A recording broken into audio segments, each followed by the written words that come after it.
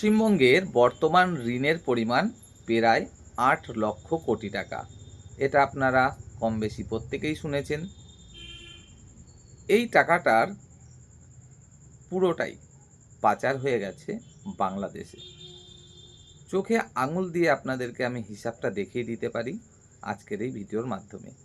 তাই রিকোয়েস্ট করব, ভিডিওটি স্কিপ না করে অবশ্যই শেষ পর্যন্ত দেখুন।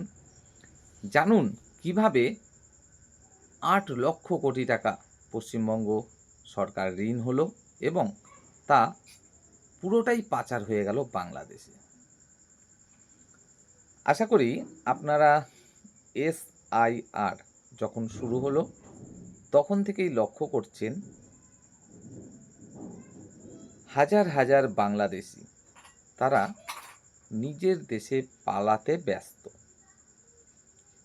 অনেকে তারপরেও গোপনভাবে থেকে গিয়েছিলেন, কিন্তু যখনই পশ্চিমবঙ্গে এলো বিজেপি সরকার পরিষ্কার নির্দেশ দিয়ে দিল যে অবৈধ অনুপ্রবেশকারী তারা থাকতে পারবে না আমাদের দেশে, আমাদের রাজ্যে। তখন আমরা কি দেখতে পাচ্ছি, যে কোনো বর্ডার এলাকায়, যেখানে ভারত বাংলাদেশ বর্ডার রয়েছে, প্রত্যেকটা বর্ডার এলাকায় দেখছি হাজার হাজার বাংলাদেশি মানুষজন তারা নিজের দেশে যাওয়ার জন্য ভিড় জমাচ্ছেন।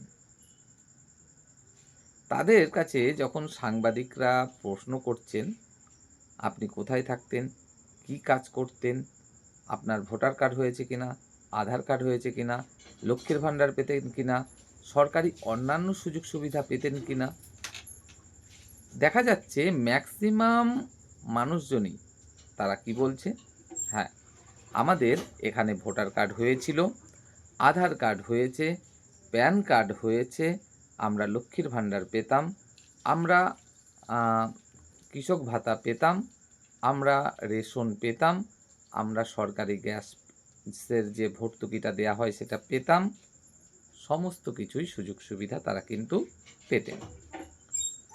সরকারি বিদ্যালয়ে বাচ্চাদের পড়াশোনা থেকে শুরু করে সরকারি হাসপাতালে চিকিৎসা, সমস্ত কিছু, কোনো কিছুই কিন্তু তারা এমন নয় যে বঞ্চিত ছিল। প্রত্যেকটা সুযোগ সুবিধা তারা ভোগ করত একজন ভারতীয় হিসাবে, যদিও বা প্রকৃতপক্ষে তারা ভারতীয় নন। তারা কেউ বা নদী সাঁতরে এপারে এসেছেন, কেউ বা মিডিলম্যানের মাধ্যমে এদেশে এসেছেন, বিভিন্নভাবে তারা এদেশে এসেছেন। এসে কেউ বা সরাসরি এটাও তুলে ধরছেন বা প্রকাশ করছেন যে অনলাইন আবেদন করেছিলেন ভোটার তালিকায় নাম তোলার জন্য, সেখানে কেউ কেউ তাকে হেল্প করেছে। তো যাই হোক, তারা ভারতীয় হিসাবে এখানে ছিলেন, নিজেরা পরিষ্কারভাবে কিন্তু সেগুলো তুলে ধরছেন এবং ভারতের সরকারের যে সুযোগ সুবিধাগুলো সমস্ত কিছু তারা ভোগ করতেন। সাংবাদিকদের সামনে পরিষ্কার তারা কিন্তু স্বীকার করছেন। তো এই যে তাদের স্বীকারোক্তি, এখানেই কিন্তু পরিষ্কার যে পশ্চিমবঙ্গ সরকার বর্তমানে যে ৮ লক্ষ কোটি টাকা প্রায় ঋণ, সেই ঋণটা পুরোটাই হয়েছেন তাদের জন্য। কেন?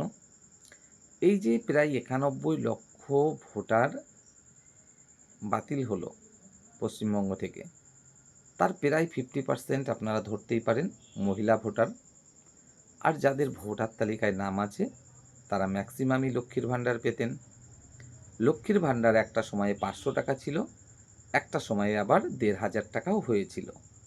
তাই আমরা ঠিক মাঝামাঝি অবস্থান ১০০০ টাকা ধরতে পারি যে গড়ে ১০০০ টাকা করে লক্ষ্মীর ভাণ্ডার দেয়া হয়েছে।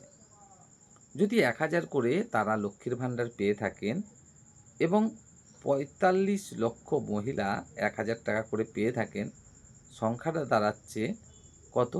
মাসে ৪৫০ কোটি টাকা। এবার হিসাব করে দেখুন এক বছরে তাহলে কত কোটি টাকা তাদেরকে দিতে হয়েছে। তাহলে ১৫ বছর সময় যদি আমরা ধরি, ১৫ বছরে শুধুমাত্র এই লক্ষ্মীর ভাণ্ডার থেকে অবৈধ অনুপ্রবেশকারী তারা কত টাকা নিয়ে গেছেন। যদি আসেন রেশনের ব্যাপারে, একটা পরিবার প্রায় 18 কেজি আটা এবং 12 কেজি চাল, অর্থাৎ 30 কেজি চাল এবং আটা দিয়ে পাচ্ছেন প্রতি মাসে, যার মূল্য আনুমানিক 1000 টাকা আপনারা ধরুন। তাহলে এবার হিসাব করুন মাসে, তাহলে ওই যে পরিবারগুলো অবৈধ অনুপ্রবেশকারী তারা কত কোটি টাকার চাল, আটা এগুলো হজম করেছেন দিনের পর দিন, বছরের পর বছর। যদি মাসে আমরা ধরে নিই যে মোটামুটি 30 লক্ষ মতো এরকম ফ্যামিলি তারা সরকারি চাল, আটা হজম করছিল, এবং 30 লক্ষও যদি হয় সংখ্যাটা, তাহলে প্রতি মাসে দাঁড়াচ্ছে 300 কোটি। এক বছরে কত? আর 15 বছরে কত? হিসাব করে দেখুন।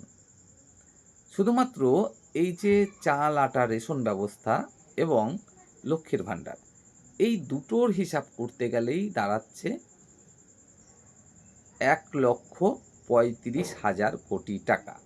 শুধুমাত্র 15 বছরের হিসাব যদি আমরা করি, বিগত 15 বছরের হিসাব করলে লক্ষ্মীর ভাণ্ডার থেকে এবং রেশন দোকানের চাল, আটার মাধ্যমে তারা হজম করেছেন 1,35,000 কোটি টাকা। এবার আপনারা ভাবছেন 8 লক্ষ থেকে তো অনেকটাই কম। না, আরও হিসাব রয়েছে। এই যে ওনারা বসবাস করছিলেন, ওনাদের মধ্যে অনেক পুরুষরাই তারা কৃষক ভাতা কিন্তু হজম করছিলেন দিনের পর দিন, বছরের পর বছর। অনেকে হজম করছিলেন বৃদ্ধ ভাতা, অনেকে বা বিধবা ভাতা। ওনাদের বাচ্চারা আমাদের পশ্চিমবঙ্গের সরকারি বিদ্যালয়ে পড়াশোনা করত। তার পিছনে সরকারের কত খরচ হয় সেটা আপনারা অনুমান করতেই পারেন। মিড ডে মিল থেকে শুরু করে পড়াশোনার বইপত্র, খাতা, ড্রেস, জুতো এবং তাদের পড়ানোর জন্য শিক্ষক নিয়োগ করতে হয়। কত টাকা খরচ করতে হয় হিসাব করুন। শুধু তাই নয়, আরও হিসাব রয়েছে। কেউ বা ওনাদের মধ্যে ধর্মের ভিত্তিতেও কিছু কিছু ভাতা পেতেন, কেননা পুরোহিত ভাতা, ইমাম ভাতা এগুলোরও প্রচলন ছিল কিছুদিন আগে পর্যন্ত। শুধু তাই নয়, সরকারি যে হাসপাতালগুলো রয়েছে আমাদের ভারতে এবং ভারতের পশ্চিমবঙ্গের যে হাসপাতালগুলো রয়েছে, সেই হাসপাতালগুলোতে সবথেকে বেশি সংখ্যক রোগী যদি আপনারা দেখতেন, তাহলে দেখতেন কারা? ওনারাই ম্যাক্সিমাম সুযোগ সুবিধা ভোগ করতেন আমাদের দেশের সরকারি হাসপাতালগুলোর।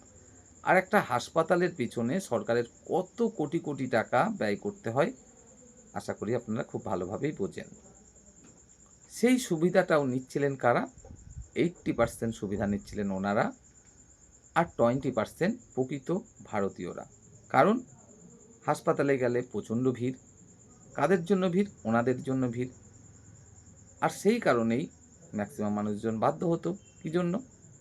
বাইরে চিকিৎসা করতে। কারণ একটা ডাক্তার তিনি তো আর নিজের আয়ত্ত আছে 10 জনকে চিকিৎসা করার, 50 জনকে চিকিৎসা করতে পারবেন না। স্বাভাবিকভাবেই ভিড়টা বেশি হতো।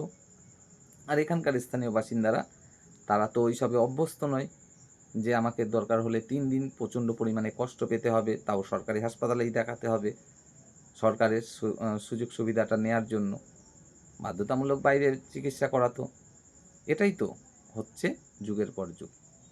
তো যাই হোক, সমস্ত রকম এই সুযোগ সুবিধাগুলো যদি আপনারা হিসাব করেন, তাহলে দেখবেন এই যে পশ্চিমবঙ্গ সরকার বর্তমানে 8 লক্ষ কোটি টাকার কাছাকাছি ঋণ রয়েছে, এই 8 লক্ষ কোটি টাকার থেকে বেশি হচ্ছে তো কম হচ্ছে না, যেটা কিনা অবৈধ অনুপ্রবেশকারীরা অলরেডি হজম করে দিয়েছে। তারা কেউ বা বলবেন যে আটা, চাল এগুলো তো পেটে খেয়েছে, টাকা তো পাচার করেনি। আরে ভাই, টাকা পাচার করা হলো না তো এটা কি হলো? এটা তো ভারতীয় টাকা, ভারতীয় রুপি, সেটা পাচার করাই হলো। যেটা ভারতীয় নাগরিকদের জন্য, সেটা যদি একজন অবৈধ অনুপ্রবেশকারী ভোগ করে থাকে, তাহলে কি সেটা পাচার করার শামিল হলো না?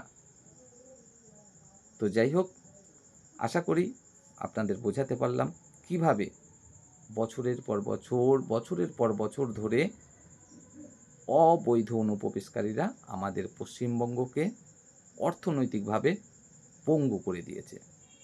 তো আশা রাখব নতুন সরকার এই দিকগুলো অবশ্যই দেখছে এবং দেখবে, আর আগামী দিনে আমাদের রাজ্য আবারও উন্নতির শিখরে পৌঁছতে পারবে। ভিডিওটি যদি ভালো লাগে অবশ্যই শেয়ার করবেন এবং চ্যানেলটি সাবস্ক্রাইব করে সাথে থাকবেন। জানাবেন আপনাদের মতামত যে আমি ভুল বললাম নাকি ঠিক বললাম।